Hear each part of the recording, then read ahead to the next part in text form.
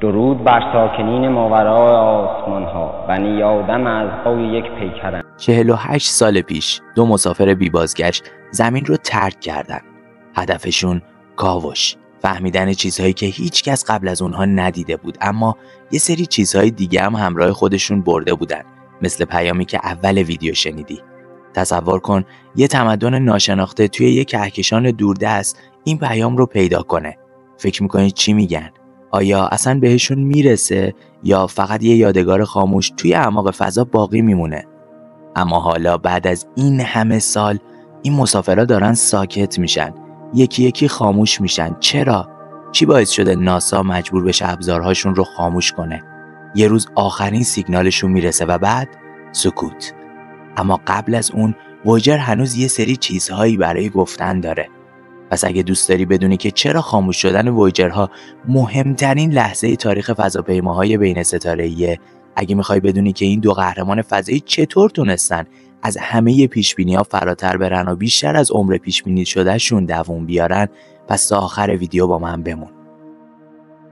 سال 1977 دنیا پر از تغییرات بود. جنگ سرد، رقابت فضایی، انقلاب تکنولوژی، ولی یه اتفاق قرار بشریت رو برای همیشه توی تاریخ علم جلو ببره. 2 کاوشگر آماده یه سفر بی بازگشت میشن. تصور کن 2 فضاپیما که از تکنولوژی اون زمان ساخته شدن قرار مأموریتی رو انجام بدن که حتی جسورترین دانشمندان هم باور نداشتن که اینقدر طولانی بشه. ناسا برای این مأموریت یه فرصت طلایی داشت، یه همترازی بی‌نظیر بین 4 سیاره غول‌پیکر سامانه خورشیدی که فقط هر 176 سال یه بار اتفاق میفته. اگه این فرصت از دست میرفت تا 200 سال آینده چنین امکانی نبود. این یعنی چی؟ یعنی وویجرها میتونستن از نیروی گرانش هر سیاره استفاده کنن و مثل یه تیر از کمان رها بشن بدون نیاز به سوخت اضافه با سرعتی باور نکردنی. این یه شاهکار مهندسی بود، شاهکاری که نه فقط یه مأموریت علمی بلکه یک پیام برای آینده بود. ولی یک سری چیزها همراه این فضاپیماها بود، یه پیغام از طرف ما، از طرف بشریت. یه صفحه طلایی که توش صدای طبیعت زمین، موسیقی بتهوون، صدای یه نوزاد در حال گریه و جمله‌هایی به 55 زبان مختلف ضبط شده بود و یه جمله خاص هم به فارسی: درود بر ساکنان ماورای آسمان‌ها. همین اول ویدیو بهم بگو، به نظرت هزاران یا میلیون ها سال بعد یه تمدن ناشناخته میتونه این سفر رو پیدا بکنه و اون رو ترجمه بکنه، یا ما فقط یه امید واهی داریم؟ وویجر 1 و وویجر 2 با موفقیت راهی فضا شدن، اما این فقط شروع ماجرا بود. قرار بود به جاهایی برن که هیچ کس قبل از اونها نرفته بود، البته با این جزئیات شگفت انگیز. حالا سوال اینجاست: چی دیدن؟ چه کشفیاتی کردن که علم ما رو برای همیشه تغییر داد؟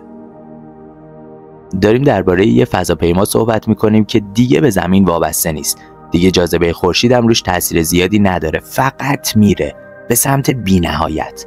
وویجر دقیقاً همون مأموریت غیر ممکنیه که داره توی خلأ بی‌پایان به سفرش ادامه میده و اولین توقفگاهش مشتری، غول گازی سامانه خورشیدی که اون زمان هنوز خیلی از رازهاش برامون ناشناخته بود. وویجر نزدیک شد و یه چیزی کشف کرد که دنیا رو شوکه کرد: آتشفشان‌های فعال روی یه قمر.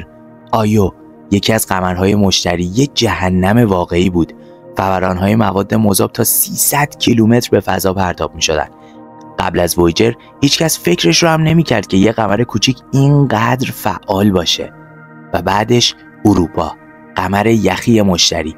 وویجر یه چیز عجیبی دید: ترک‌های عظیم روی سطحش. این یعنی چی؟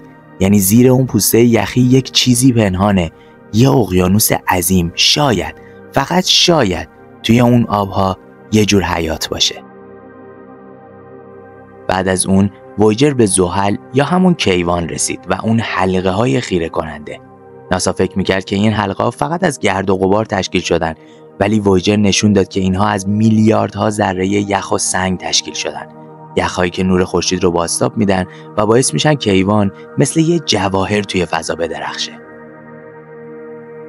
اما عجیب ترین چیزی که وویجر پیدا کرد یه قمر مرموز به اسم تایتن بود.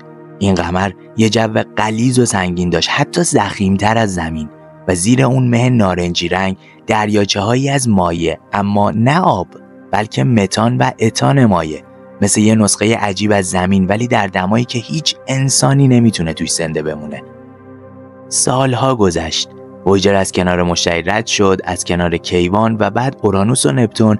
آخرین نگاهش به سامانه خورشیدی بود و بعد به تاریکی رفت. سال 2012 وویجر 1 به اولین ساخته دست بشر تبدیل شد که از سامانه خورشیدی خارج شد و به فضای میان ستاره‌ای قدم گذاشت. دیگه هیچ نیرویی از خورشید روش اثر نمیذاشت و وارد یه محیط جدید شد، جایی که قبلا هیچ کس ندیده بود. داده هایی که فرستاد نشون داد که وویجر دیگه کاملا بیرون از حباب محافظ خورشید قرار داره. اولین مسافر واقعی بین ستاره ها. اما حالا این مسافر کهکشانی داره ساکت میشه. ابزارهاش یکی یکی خاموش میشن و شاید فقط چند سال دیگه فرصت داشته باشیم که ازش بشنویم. چرا؟ چه اتفاقی افتاده که ناسا مجبور شده ابزارهای علمی وویجر رو خاموش کنه؟ با من همراه باش. 46 سال سفر، میلیون ها کیلومتر دور از خونه و حالا وویجر داره کم کم ساکت میشه. یکی یکی ابزارهای علمیش خاموش میشن. شاید فکر کنی این یه اتفاق طبیعیه، ولی این لحظه یکی از احساسی ترین و مهمترین اتفاقات توی تاریخ فضاست. چرا؟ چون وقتی وویجر برای همیشه ساکت بشه، یه در رو به ناشناخته برای همیشه بسته میشه. ماجرا از این قراره. وویجرها با یه منبع انرژی خاص کار میکنن. باتری‌های پلوتونیومی که از طریق واپاشی رادیواکتیو برق تولید میکنن. ولی این باتری‌ها هر سال یه مقدار از قدرتشون رو از دست میدن. سال 1977 این کاوشگرها چیزی حدود 470 وات برق داشتن، اما حالا کمتر از 240 وات برق براشون باقی مونده و این یعنی برای اینکه زنده بمونن باید فداکاری کنن. یعنی برای اینکه بتونن ادامه بدن، ناسا مجبور شد یکی یکی ابزارهای علمیشون رو خاموش کنه. اولین ابزارها اونایی بودن که کمترین داده ها رو میفرستادن، اما حالا کار به جایی رسیده که حتی ابزارهایی که محیط میان ستاره‌ای رو بررسی می‌کردن هم باید خاموش بشن. یعنی آخرین چیزایی که میتونستن درباره جایی که هیچ وقت توش نبودیم بهمون بگن دیگه از بین میره. فرض کن یه مریض روی تخت بیمارستانه، اکسیژنش داره تموم میشه و دکترها باید انتخاب کنن که کدوم دستگاه رو خاموش کنن تا بتونن زمان بیشتری بخرن.